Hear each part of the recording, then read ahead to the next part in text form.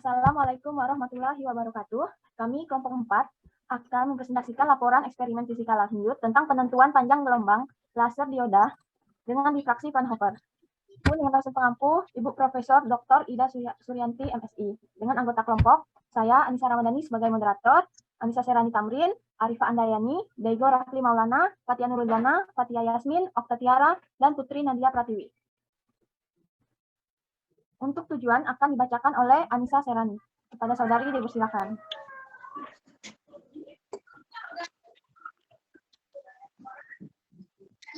Terima kasih moderator untuk mengetahui penerapan pendekatan Fraunhofer untuk menentukan panjang gelombang laser dioda merah. Dan yang kedua, untuk mengetahui bagaimana perbandingan panjang gelombang berdasarkan teori dan pengukuran secara langsung.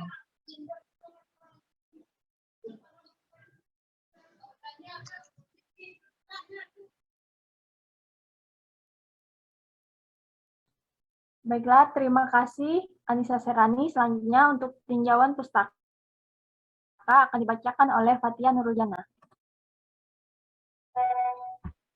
Baiklah, terima kasih moderator. Untuk tinjauan pustaka dapat diketahui bahwa ada rumus di mana untuk mencari sudut, rumusnya itu besar sudut sama dengan Y per D, di mana Y itu merupakan jarak terang pusat dengan jarak terang pertama, dan D adalah jarak layar dengan sumber cahaya. Kemudian untuk mencari panjang gelombang, memakai lambda N sama dengan YDN per MD, di mana lambda merupakan panjang gelombang, kemudian YDN jarak terang pusat dengan jarak yang pertama, dan M merupakan orde. Kemudian presentasi galatnya adalah presentasi persen lambda N sama dengan lambda teori dikurang lambda N per lambda teori dikali 100%. Terima kasih Fatia Nuruljana. Selanjutnya metodologi akan dibacakan oleh Okta Tiara. Kepada saudari dipersilakan. Terima kasih moderator. Selanjutnya alat dan bahan. Alat yang pertama itu laser dioda merah 633 nanometer, celah tunggal dan celah ganda, jalur optik, layar pengamat, alat ukur panjang, penggaris.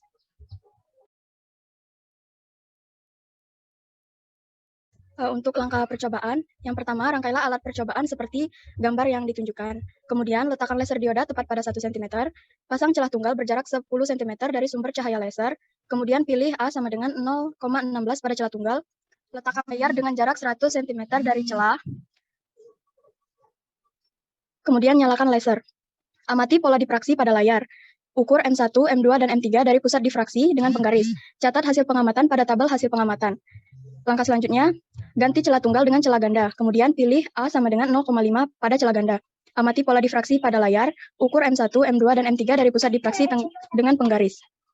Kemudian catat hasil pengamatan pada tabel hasil pengamatan. Kemudian ulangi langkah 1-14 untuk jarak layar 200 dan 300 cm.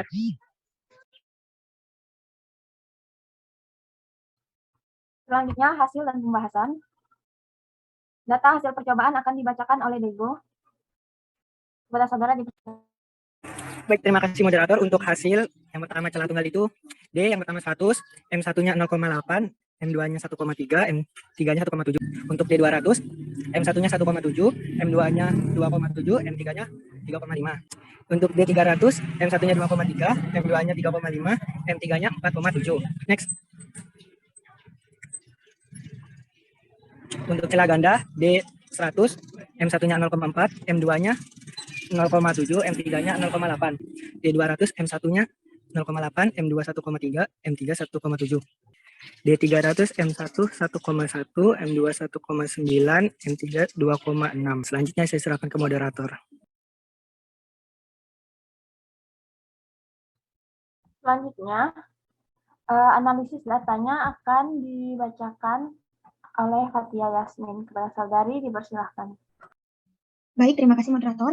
Untuk analisis data menentukan besar sudut, digunakan rumus θ sama dengan Y per D. Untuk D sama dengan 100 cm, θ1 didapatkan besarnya 0,008 derajat. Untuk θ2 didapatkan 0,013 derajat. Untuk θ3 didapatkan 0,017 derajat. Selanjutnya untuk D sama dengan 200 cm, θ1 didapatkan 0,0085 derajat, θ2 didapatkan 0,0135 derajat, θ3 didapatkan 0,0175 derajat.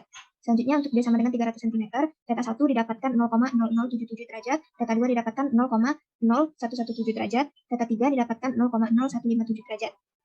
Selanjutnya untuk panjang gelombang, lambda N atau lambda n didapatkan dengan rumus Y dN dibagi dengan MD. Untuk D sama dengan 100 cm didapatkan lambda yang pertama itu 1280 nanometer.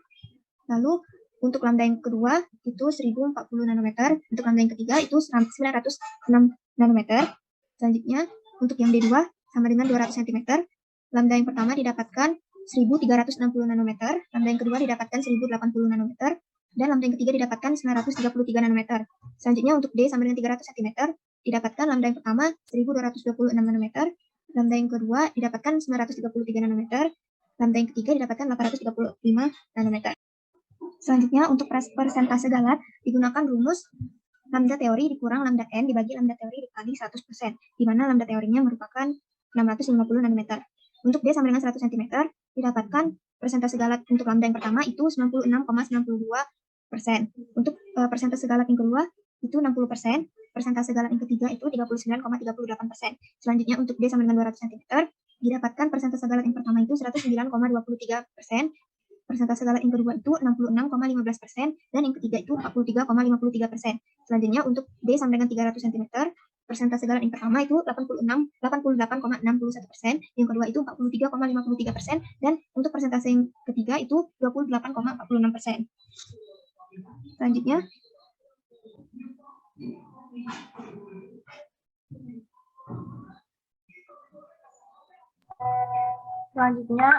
celah ganda akan dibacakan oleh Arifa Andayani. Kepada saudari dipersilahkan.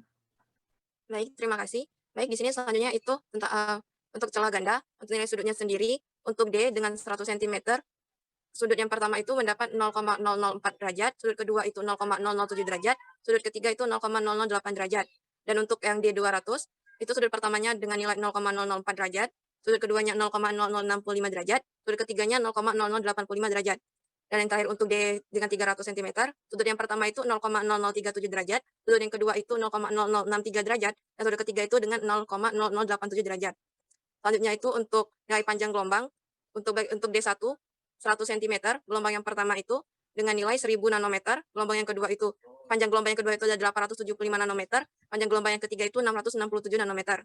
Untuk D yang kedua dengan nilai 200 cm, panjang gelombang yang pertama itu 1000 nanometer, panjang gelombang yang kedua itu 812,5 nanometer, panjang gelombang yang ketiga itu 708 nanometer.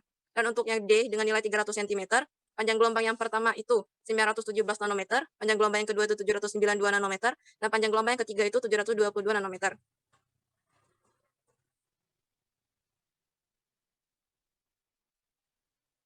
Selanjutnya, untuk nilai dari persentase galat, untuk nilai D dengan 100 cm, persentase yang pertama senilai 53,84%, persentase yang kedua 34,61%, persentase yang ketiga 2,61%. Untuk nilai D dengan 200 cm, persentase yang pertama itu 53,84%, persentase yang kedua itu dengan nilai 25%, persentase yang ketiga itu 8,92%. Dan untuk nilai D dengan 300 cm, persentase yang pertama itu 41,07%,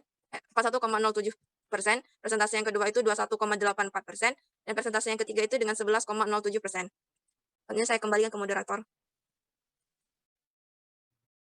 Untuk pembahasan akan dijelaskan oleh Putri Nadia Pratiwi. Kepada saudari dipersilakan. Baik, terima kasih Anissa. Untuk pembahasan yang ke-1, berdasarkan perhitungan yang telah dilakukan, dapat terlihat bahwa semakin besar sudut, maka semakin kecil panjang gelombangnya. Yang kedua, kemudian dari data-data panjang gelombang yang didapatkan, untuk difraksi celah tunggal, data yang diperoleh masih belum sesuai dengan teori. Yang ketiga, sedangkan untuk difraksi celah ganda data yang diperoleh dengan teori sudah sesuai. Yang keempat, adapun hal yang menyebabkan tidak sesuainya data yang diperoleh dengan teori adalah ketidaktelitian dalam pengukuran. Baik, saya serahkan lagi kepada moderator. Baiklah, terima kasih untuk kepada teman-teman penyaji saya.